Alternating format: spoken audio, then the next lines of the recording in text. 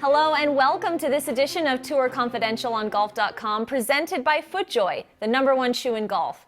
I'm Jessica Marksbury, joined today in our Lower Manhattan studio by Golf Magazine's David D'Annunzio and Sports Illustrated's Alan Shipnuck via Skype. We're all wondering what we're going to see from Tiger Woods this year, and while we're not sure when we'll see him play next, we do know we haven't seen him compete on the PGA Tour since last August. Now, Alan, my question for you is, now that we have the new big three to focus on in Jordan, Rory, and Jason Day, is the Tour better off without an injured Tiger? Well, it's just different. You know, for 2 decades, you've been worrying about life after Tiger. And I think the answer is it looks pretty good. You know, I think obviously if Tiger could get healthy and be even something close to what he was, it would take golf to a whole new level, having these young rivals in their primes. But I think we've all kind of moved on. And in your intro, when you said we've missed Tiger, I realized I haven't missed him at all. It's like a relative who's been on their deathbed for 2 years. You've had a chance to say your goodbyes and make peace with their departure.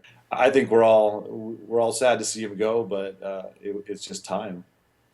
David, it's hard to believe that this year will mark 8 years since his last major win. That's outrageous. No one saw it coming, and like Alan had said, it's been a kind of a steady decay in Tiger, not only in his game but in his body, and I think he's hit critical mass now. And unless we can get him back at full strength and competing just kind of vying for the weekend, I think the Tour's better off him kind of lying low, and maybe he knows that too at this point in his career, because there's a lot to look forward to in 2016. Big 3.5, we'll call it what you want.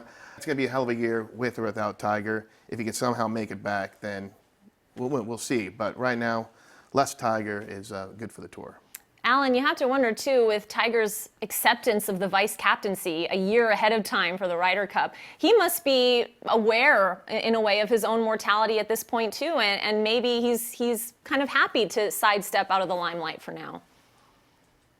Yeah, I think that was a rare bit of Tiger acknowledging the obvious. You know, even the last couple of years when he was struggling to break 80, he'd walk in, to a tournament and say, "I expect to win," and you didn't know if he really believed that or if he was just going through the motions. But either way, it was kind of sad and he was just detached from reality. And I think taking the Ryder Cup post is his way of signaling that he's ready to start easing into this role as an elder statesman.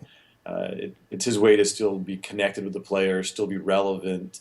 I mean, the X factor with Tiger is he's still not that old. I mean, when Jack Nicklaus was 40, he won the U.S. Open and the PGA in the same year. I mean, that's Tiger's age now. So I think that's got to weigh on Tiger a little bit. If I can just get healthy, if I can just find my old swing, if I can just learn to chip again. I mean, it's not out of the realm of possibility. But he hasn't really contended at a tournament, but he still overwhelms any event that he shows up to. So I kind of agree. It's nice to have this long break. And for Tiger, it's kind of a reset. So maybe it will give him a chance to make one last run. But I think in the interim, it's better that he's just completely away from the game than showing up and shooting 82. Well, if there's one thing we know about Tiger, it's that he's not a quitter. So really, we have to expect him to come back at some point this year and be ready to play. Yeah, the rumor mill out of South Florida is that he's still very ginger. He's not even hitting balls right now. It's baby steps still for Tiger in his recovery. So I've heard, but we'll see. But it sounds like this one's serious. Well, even though we have some young players to focus on, we'll all certainly look forward to Tiger's return at some point this year. David and Alan, thank you so much for your time and insight, and thank you all for joining us here on Tour Confidential on Golf.com, presented by FootJoy, the #1 shoe in golf. We'll see you right back here next week.